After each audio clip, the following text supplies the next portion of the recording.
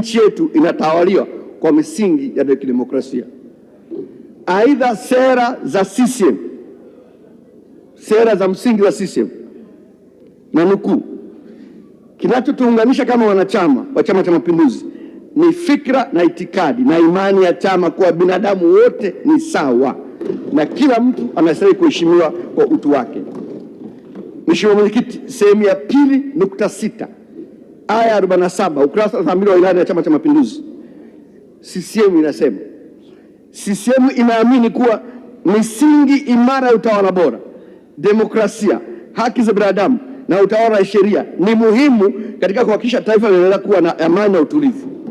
Aidha, katika kutekeleza hili, ilani imeahidi pamoja na hatua zingine kuhuisha na kukamilisha mchakato wa katiba mpya.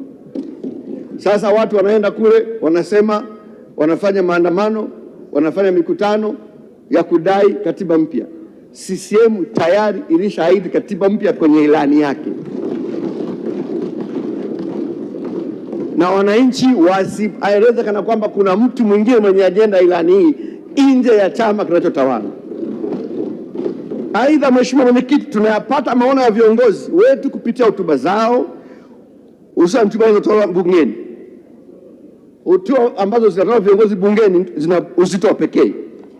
Tangu aingie madarakani, Mheshimiwa Dr. Samia Suluhu Hassan, Rais wa Jamhuri ya Muungano wa Tanzania, ameweka wazi dhamira yake katika mambo makubwa manne yanayohusu utawala bora: 1, kuimarisha utawala wa sheria; 2, uadilifu; 3, haki na uwajibikaji; na 4, mapambano dhidi ya rushwa.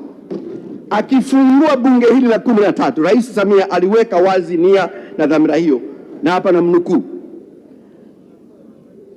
msingi wa mafanikio yote haya ni utawala wa sheria, uadilifu na uwajibikaji katika kila ngazi, kuanzia juu mpaka chini. Kwa msingi huo, na ili kuhakikisha wananchi wananufaika na rasilimali za nchi pamoja na kupata huduma wanazostahili, tutaelekeza jitihada zetu kwenye mapambano dhidi ya rushwa, ufisadi, ubadhirifu, uzembe, ukosefu wa nidhamu na maadili. Ni lazima tudhibiti wachache wanaotaka kudurudisha nyuma kwa kuongeza maslahi binafsi.